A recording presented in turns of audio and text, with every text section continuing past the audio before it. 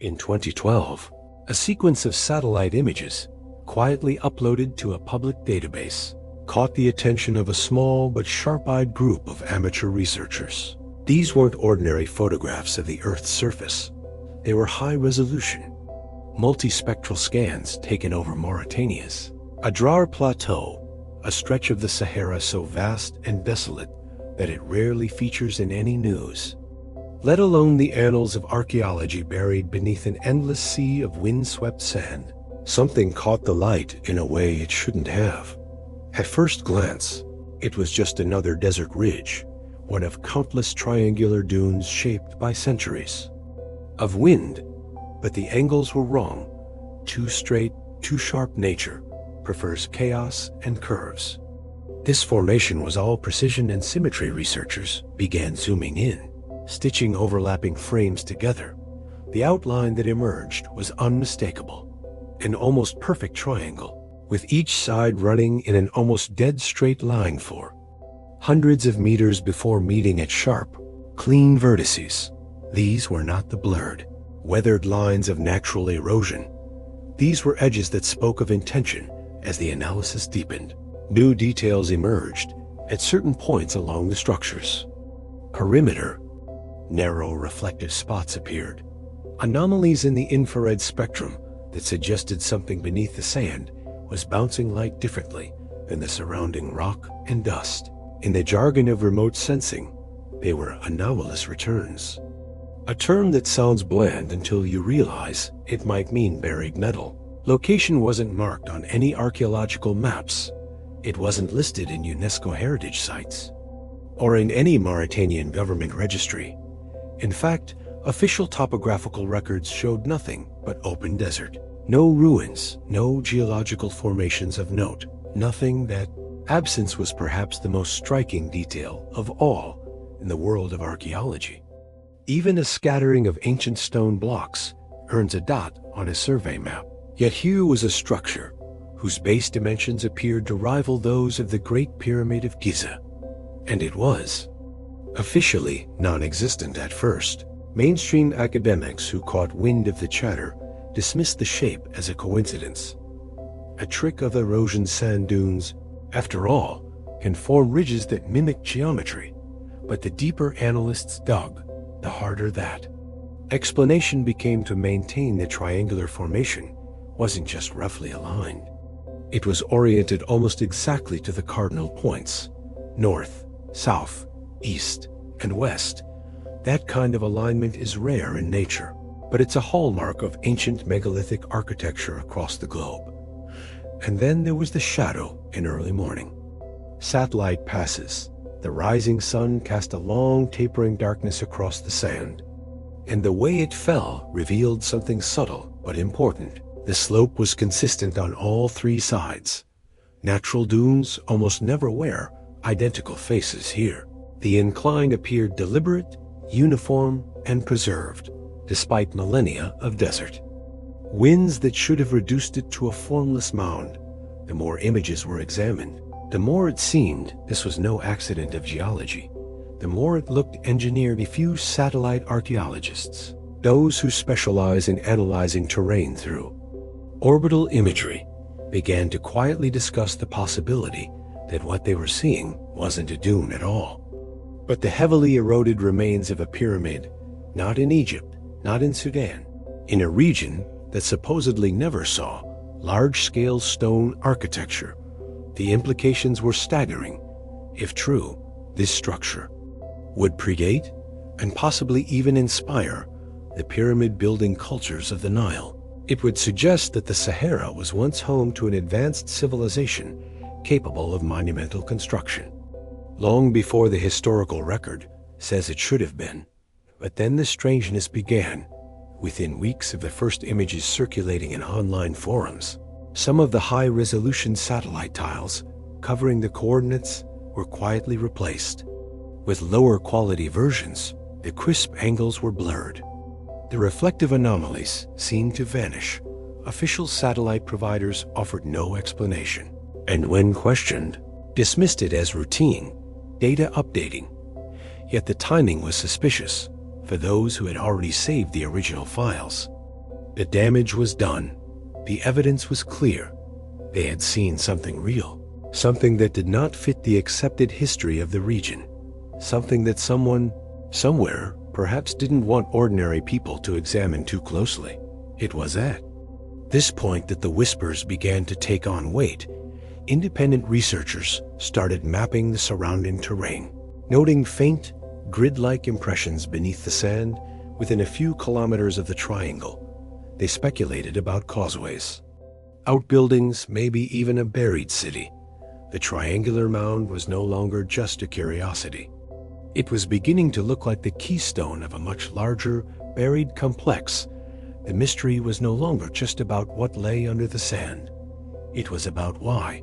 In the age of global mapping and endless data, something this monumental could remain completely absent from the official story of human history. And so, a simple curiosity sparked by a single image transformed into a question far more dangerous, one that no one in power seemed willing to answer.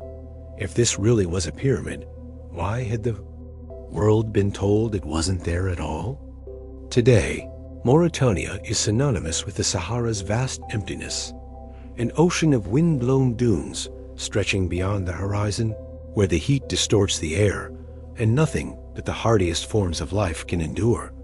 But this is only the most recent chapter in the land's story, long before the desert claimed it. This region was a place of rivers, forests, and fertile plains, a landscape almost unrecognizable from what we see now. Geological surveys have revealed the truth hidden beneath the sand.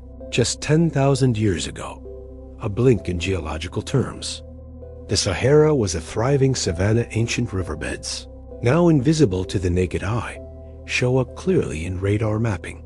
These weren't small streams, but massive waterways rivaling the Nile in size. Seasonal floods created lush wetlands that attracted vast herds of animals, gazelles, elephants, even crocodiles. The desert was not yet a barrier. It was a bridge connecting cultures across Africa. Evidence from paleoclimate studies shows that this green Sahara period was one of the most fertile environments in the ancient world. The shifting monsoons brought regular rains, transforming the region into an ecosystem rich enough to support dense human populations, where today there is only wind and dust. There were once forests of acacia and stretches of grassland dotted with lakes. Rock art of the Adrar and nearby Kassili Najir region captures this lost world in haunting detail. In caves and under rock overhangs, ancient artists painted scenes of ships sailing across broad rivers, herds of cattle led by men in elaborate headdresses, and women adorned with jewelry. Some murals show warriors carrying oval shields and long spears, their proportions suggesting organized armies rather than wandering tribes. The artwork is so detailed that it even records changes in the local fauna. Depictions of giraffes and hippos eventually giving way to camels and desert-adapted goats as the climate shifted. This was no empty wilderness. It was a hub of life and culture, a place where early societies could flourish. Archaeological evidence points to settlements that predate the rise of ancient Egypt. Pottery fragments with intricate geometric patterns have been found in the region, their designs suggesting symbolic or ritual meaning. Stone tools and grinding stones hint at agriculture, and in some places, ancient irrigation channels have been identified, proof that these people weren't just hunters and gatherers, but engineers of their environment. The climate shift that transformed the Sahara into the desert we know today began around 5,500 years ago. Slowly, the rains grew less reliable. The rivers retreated, lakes evaporated into shallow salt pans, forests thinned and were replaced by scrub. People adapted for a time, clustering around shrinking water sources, but eventually, the desert claimed the land. Societies that had thrived here for centuries either collapsed or migrated, leaving their monuments, settlements, and perhaps even their greatest architectural achievements buried beneath the advancing sands. This context changes everything about the Mauritanian pyramid mystery. If a monumental structure exists beneath the dunes of the Adrar Plateau, it would not be an anomaly. It would fit seamlessly into a period of human history when this land could sustain the labor, resources, and stability needed for megalithic construction. Even today, scattered across Mauritania and its neighboring countries, are the stone remnants of a forgotten age, megalithic circles, tombs, and platforms whose builders are unknown. Some date back over 4,000 years, placing them among the oldest stone monuments in Africa. They hint at a cultural tradition of monumental architecture that predates and perhaps even influenced the pyramid builders of the Nile Valley satellite surveys have revealed faint geometric outlines buried in the sands near ancient river channels, shapes too regular to be natural. Some resemble rectangular foundations. Others, circular enclosures that might have been ceremonial sites. Each one is a whisper from a time when the Sahara was alive, when the idea of constructing a vast triangular monument would have been entirely plausible. And then there is the question of trade and contact. The Green Sahara was not isolated. Rock art suggests that its people had boats, vessels capable of navigating not just inland waterways, but possibly even coastal routes. This opens the door to cultural exchanges with regions far beyond Mauritania. If the builders of the Adrar structure were in contact with early Nile civilizations, or even pre-dynastic cultures further afield, the similarities in monumental architecture might not be coincidence at all in this light.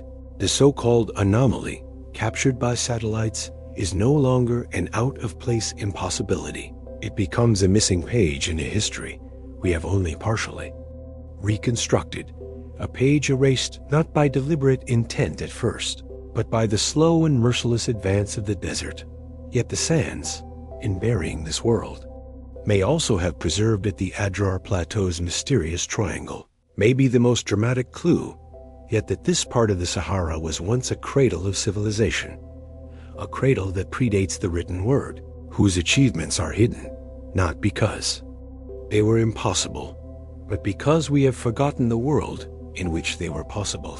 From above, the Adrar Plateau is a collage of windswept ridges and rolling dunes, the kind of landscape that satellite operators often scroll past without a second thought. But the structure in question doesn't blend into that natural chaos. It cuts through it with unsettling precision. First clue is the shape itself. A triangle so clean it could have been drawn with a ruler. Advanced image processing strips away the surface distortions of the sand, revealing three sides converging at exact, crisp points. Even more unsettling when analysts overlaid a grid of cardinal directions. The structure's sides were found to align almost perfectly with true north, south, east, and west. This alignment is not trivial in ancient architecture, especially among pyramid building cultures. Precise cardinal orientation is a recurring theme. The Great Pyramid of Giza is famously aligned within a fraction of a degree of true north, and engineering feat even modern builders would find challenging without GPS. In the Adrar's case, the odds of a random geological formation having the same precise orientation are vanishingly small.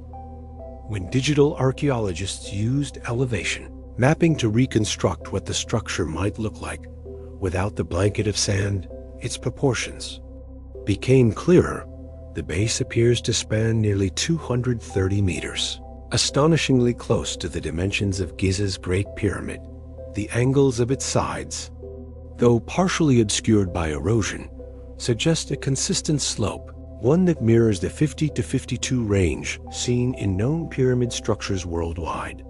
The satellite data also picked up something else, faint but undeniable linear features radiating outward from the base. One in particular seems to extend in a straight line for hundreds of meters, like the remains of a causeway. In Egypt, causeways connected pyramids to nearby temples, serving ceremonial as well as practical purposes. Here, in the middle of the Mauritanian desert, the same pattern emerges, further anomaly mapping revealed. subtle, grid-like impressions to the northwest of the main structure. Under ordinary conditions, these might be dismissed as wind-sculpted patterns, but the grid is too regular, lines intersecting at right angles, with consistent spacing, almost as if marking the foundations of an adjacent complex. In pyramid complexes elsewhere, such patterns often correspond to storage buildings, worker barracks, or ceremonial courtyards. Yet when these findings were quietly presented to certain academic archaeologists, the response was immediate dismissal. Officially, it's just a hill, the alignment? Coincidence, the proportions? A trick of shadows, the grid patterns? Natural cracking in compacted sand layers. One prominent geologist even likened it to the way clouds can sometimes resemble familiar shapes, an illusion we create by imposing patterns on randomness, but this explanation does little to account for the metallic glints detected in the imagery. At certain angles, sunlight reflects sharply off specific points along the base, points that remain consistent across multiple satellite passes. Independent analysts suggest these could be subsurface stone or even metal fragments exposed by shifting dunes. Such reflections are rare in natural formations, especially in deep desert environments, where the surface is composed almost entirely of sand and sandstone. For independent researchers, the evidence points in the opposite direction. Not randomness, but design. They note that pyramid building is not unique to Egypt. Megalithic structures appear in Sudan, Mexico, Peru, and even Indonesia, many sharing the same alignment, proportion ratios, and ceremonial layout. That a similar structure might exist here, in a region once fertile and populated, should be no more surprising than finding a Roman ruin. In Italy, the sticking point is visibility. The Adrar structure is so deeply buried that no excavation has been conducted, at least not one that is publicly documented. Official archaeological surveys in Mauritania are limited, underfunded, and often restricted to more accessible sites. This leaves much of the interior desert largely unstudied, a blank space where secrets can remain hidden in plain sight. And yet, some whispers persist. A few years after the satellite anomaly first made waves in fringe research circles, a team reportedly visited the coordinates. They were not affiliated with any major academic institution, and their accounts, though scarce, are chilling. One researcher claimed they found exposed stone blocks near the structure's southeastern corner, massive in size and showing signs of deliberate shaping. Another mentioned unusual magnetic readings, as if something beneath the sand was interfering with their instruments. Shortly after these reports began circulating online, the discussion seemed to vanish. Posts were deleted, the researchers went silent. Those who tried to follow up found no further trace of their work. Whether this was due to pressure, disinterest, or genuine retraction is unclear, but the absence of open investigation only adds to the mystery. What we're left with is a structure that shouldn't exist, at least not according to the official narrative. A pyramid-shaped landform, aligned to the cardinal points, rivaling Giza in scale, accompanied by linear and grid anomalies, and perhaps even constructed from materials capable of reflecting sunlight through meters of sand. The question is not just whether this is a natural formation or a man-made monument. The question is why, if there is even a possibility it could be the latter. No serious excavation has been attempted, because if the structure is genuine, it could rewrite our understanding of where and when monumental architecture first emerged. For now, the Adrar pyramid remains a ghost on the satellite maps, a shape both undeniable and officially irrelevant. But as with so many archaeological controversies, what is dismissed in daylight has a way of lingering in the shadows, waiting for the right moment, the right piece of evidence to bring it into the light. And perhaps, somewhere under those shifting sands, that moment is already waiting. In the first few weeks after the Adrar anomaly made its way into obscure archaeology forums, The conversation was electric high-resolution image tiles from publicly available satellite. Archives were being pored over by enthusiasts, analysts, and independent researchers. The structure's geometry, those unervingly straight edges, its perfect triangular footprint, was being screenshot, compared, and dissected for a brief moment. It felt like the truth was standing right there in the open, impossible to ignore. And then, just as suddenly, the view began to change. The first reports came quietly, a few forum users noting that when they returned to the same coordinates on certain mapping platforms, the imagery looked different. The once crisp ridges of the pyramid-like form were softer now, edges blurred by what looked like sand haze. But weather data showed no recent storms in the region. Others noticed something stranger. Certain tiles of the map had been downgraded to lower resolution, while surrounding areas remained perfectly sharp. One researcher posted side-by-side comparisons, the before showing a sharp triangular outline, the after showing little more than an indistinct mound to the untrained eye. Nothing might have seemed amiss, but to those who had studied the anomaly in detail, the difference was glaring. This wasn't erosion. It was digital degradation. Soon after, GPS coordinates to the site began behaving oddly when entered into some navigation software. They no longer took users directly to the suspected pyramid location. Instead, the pins dropped several kilometers away onto featureless stretches of sand. One amateur cartographer described it as if the map had been refolded. The coordinates were technically still there, but the terrain they represented had shifted. Official explanations were scarce. Representatives from satellite imaging services cited routine map updates or data corrections as the reason for the changes. But veteran mappers know that downgrading resolution is not a standard update. It's an exception, and exceptions are rarely made without cause. The pattern wasn't unprecedented in the early 2000s. Similar anomalies occurred with imagery of military installations, nuclear test sites, and certain archaeological zones deemed sensitive by governments. Sometimes the data was blurred. Other times it was replaced with outdated images. In a few cases, like disputed border regions, the changes were made to prevent political tensions. But here, in the empty deserts of Mauritania, no such geopolitical trigger was obvious. This wasn't the first time archaeological anomalies had vanished from public view.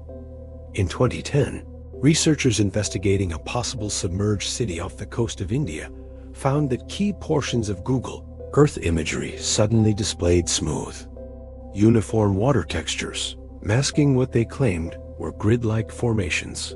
In Peru, satellite photos of certain Nazca lines segments were briefly replaced with lower resolution imagery during the height of public interest. And there's another layer: the quiet removal of online discussion. Several threads in niche archaeology communities about the Adrar site vanished within days. In some cases, entire accounts were deleted. A few researchers claimed they were contacted by advisors, warning that the data might be misinterpreted, and that speculation should be avoided. No threats, no overt censorship, just enough pressure to make people think twice before speaking publicly. That's the question that sits like sand in the shoe, irritating, persistent, impossible to ignore. One theory is that governments and certain academic institutions are motivated by a desire to protect established historical timelines. If the Adrar structure were proven to be a pyramid predating Egypt's, it could throw centuries of carefully curated chronology into chaos. Entire academic careers are built on the current sequence of human civilization's rise. Destabilizing that order could mean professional and institutional upheaval. There's also the economic angle. Tourism in North Africa is anchored heavily around Egypt's monuments. If a rival pyramid, possibly older, possibly found in Mauritania, it could shift global tourist flows, drawing attention and money away from established sites.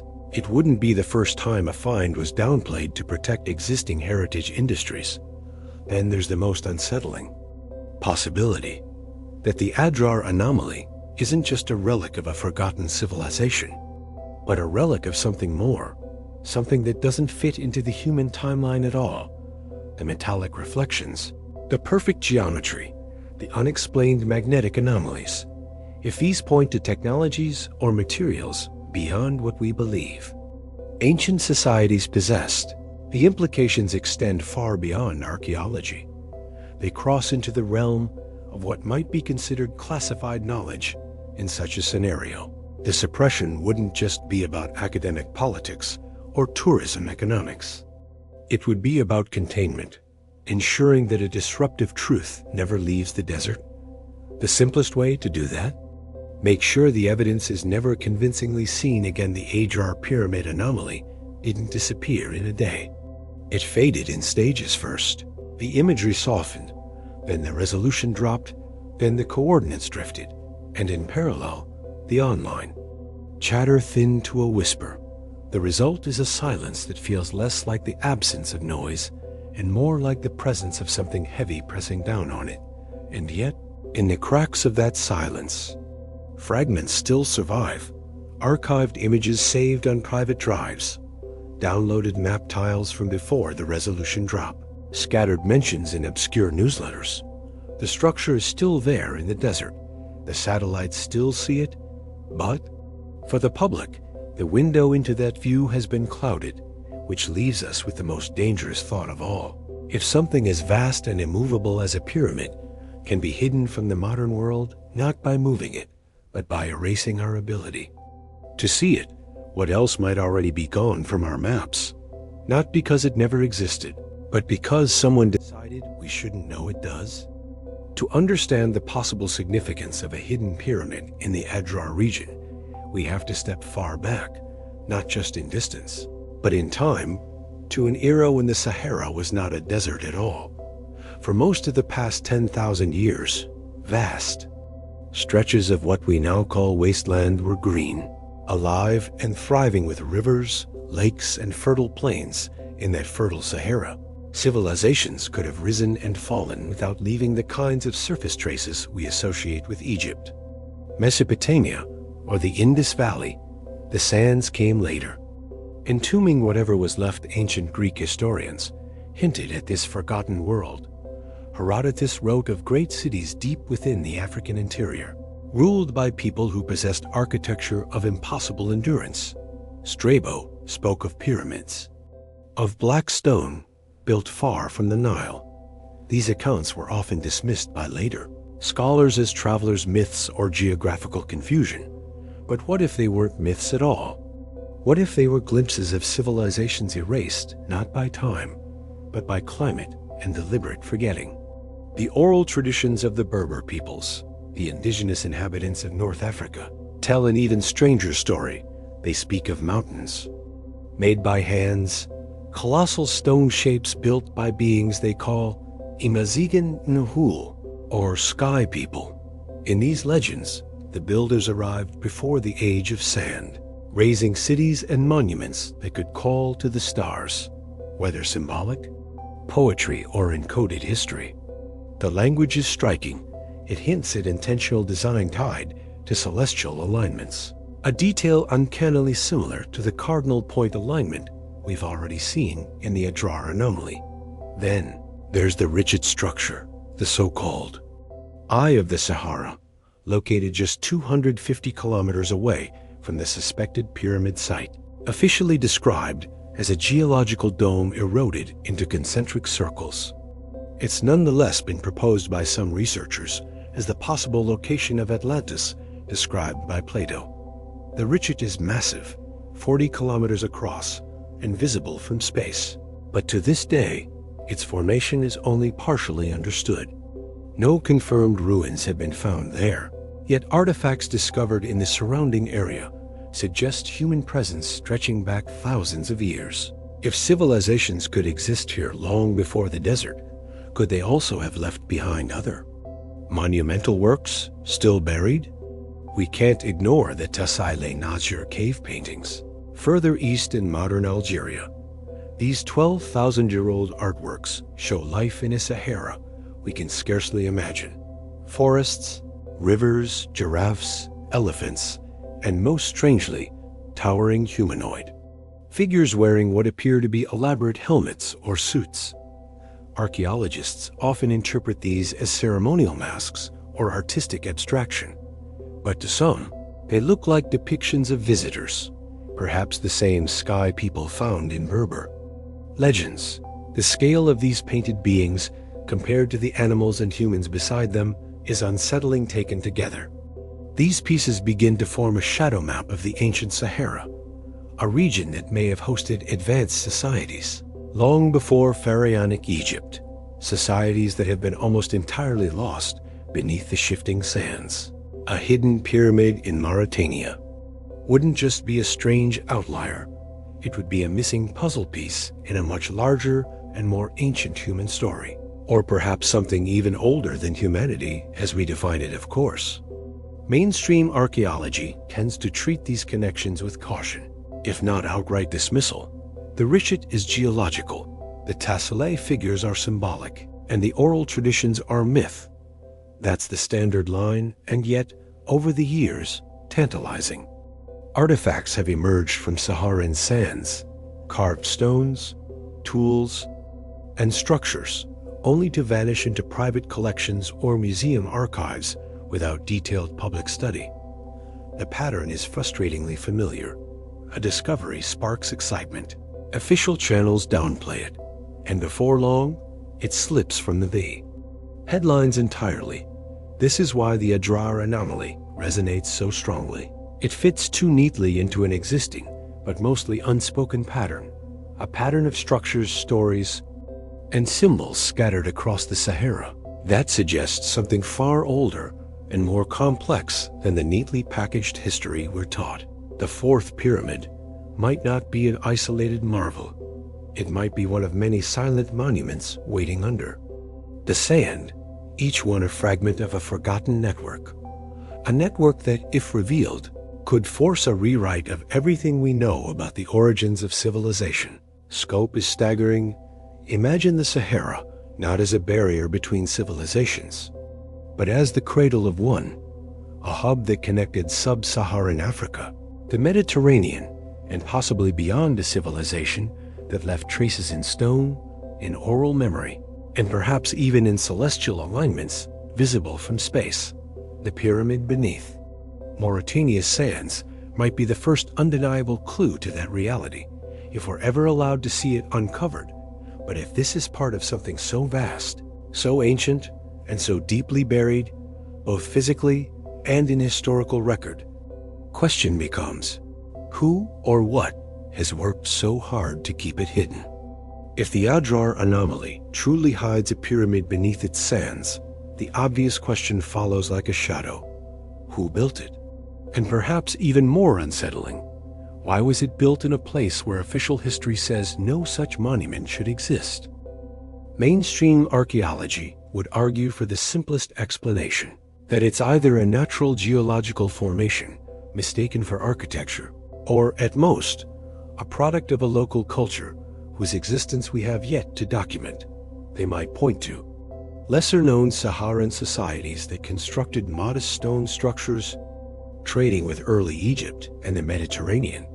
But this theory quickly frays under the weight of the anomaly's scale, precision, and cardinal alignment. No known culture in this region and period is credited with building on such a monumental scale. From there, we step into the realm of bolder possibilities.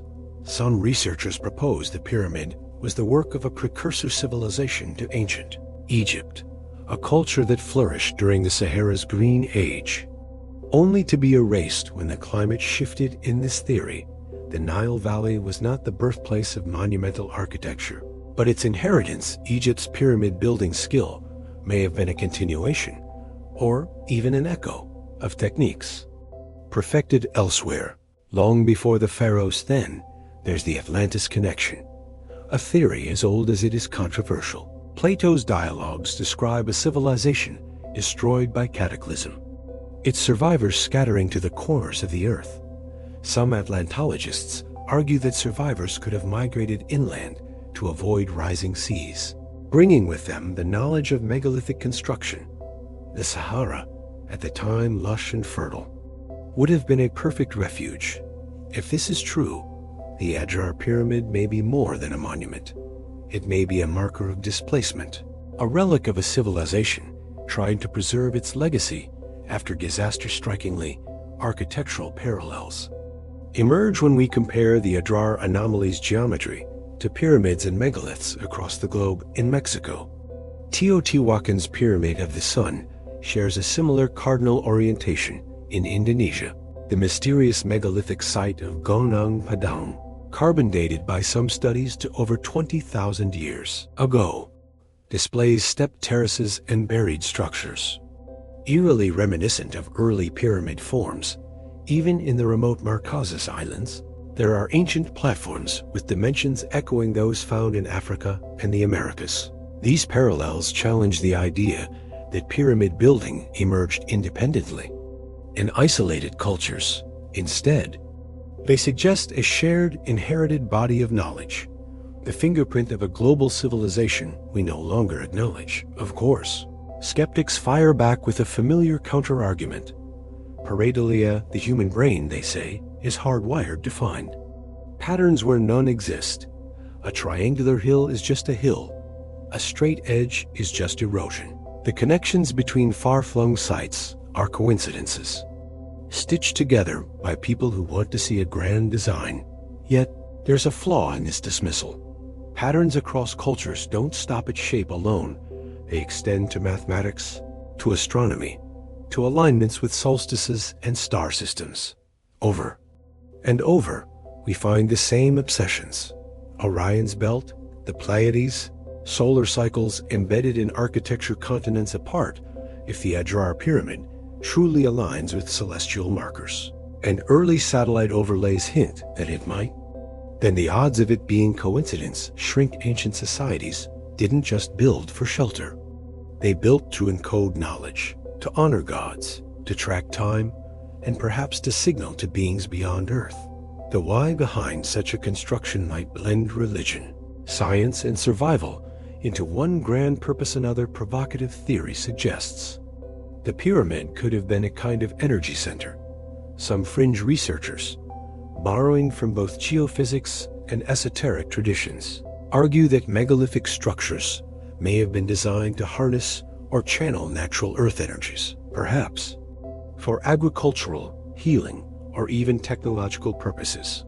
If true, such a site in the Sahara's Green Age could have been the beating heart of a vast network, a hub that sustained an entire civilization. And yet, one possibility looms darker, that the pyramid's true purpose was never meant for us to know. In this view, it could be a time capsule, a vault of knowledge sealed away intentionally, to be uncovered only when humanity reached a certain threshold, or perhaps never at all. If that's the case, then the suppression of its discovery today wouldn't be accidental. It would be a continuation of that original intent. The tug-of-war between these theories leaves us in a state of suspended belief. On one side, the comfort of the conventional narrative, in which the Adrar anomaly is nothing more than an oddly shaped hill. On the other, the unsettling lure of a forgotten chapter of human history, in which civilizations rose and fell before our recorded past even began. Civilizations capable of feats we still struggle to replicate today, and that's the razor's edge we walk. Each theory opens doors, but also more questions. Was it human hands that shaped this monument, or something or someone else? Was it a beacon, a tomb, a temple, or a warning?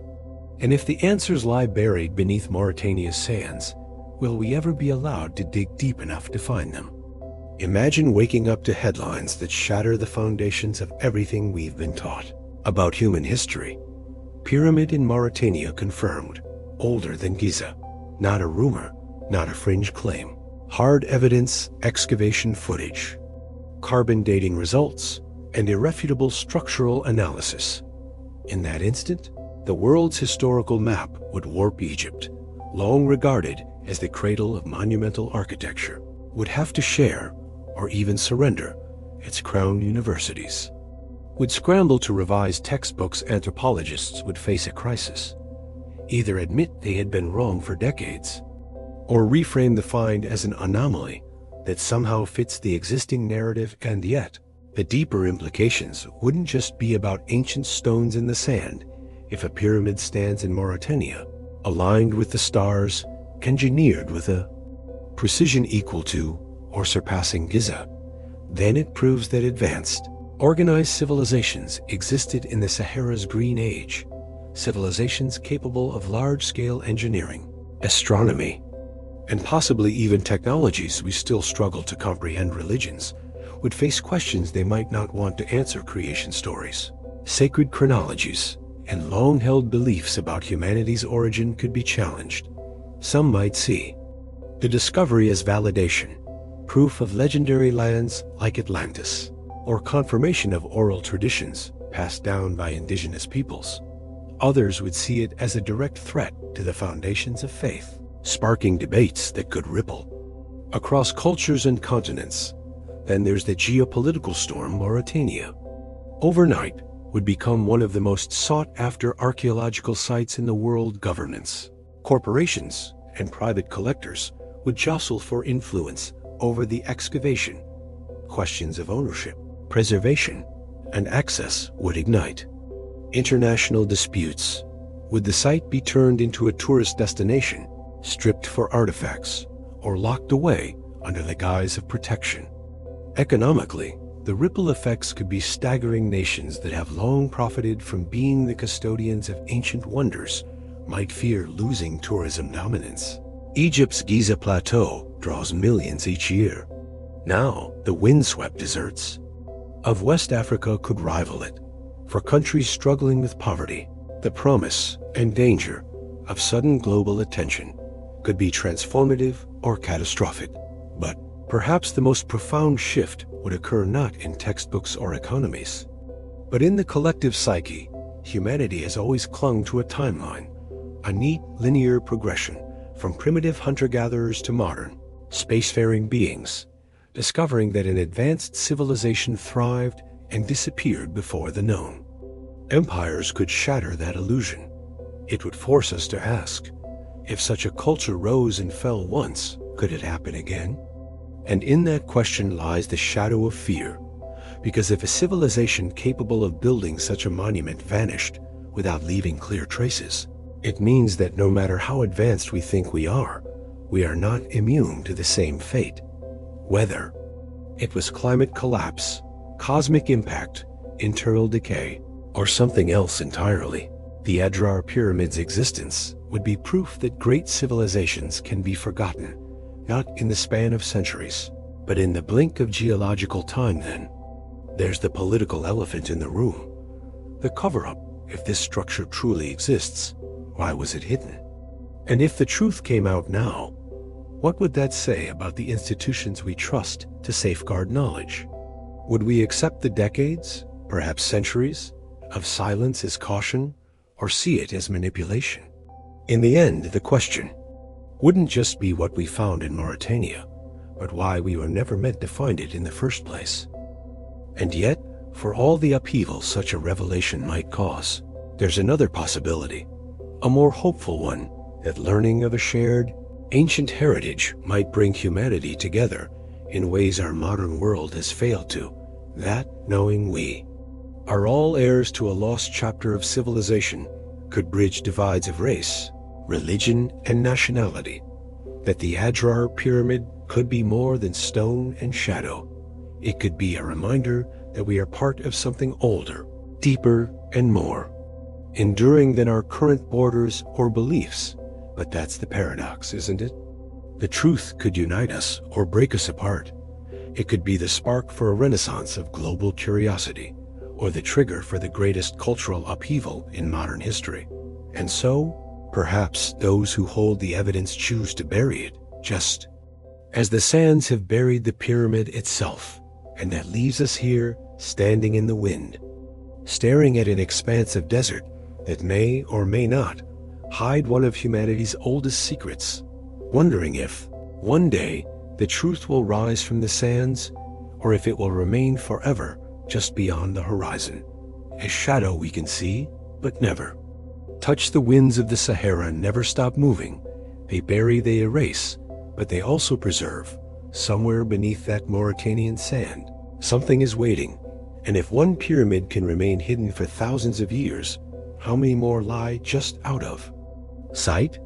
In our next investigation, we follow this trail from West Africa to the most forbidden place on Earth, Antarctica, where another anomaly has been spotted. One that may rewrite the story of the human race. History isn't just forgotten. Sometimes it's deliberately buried.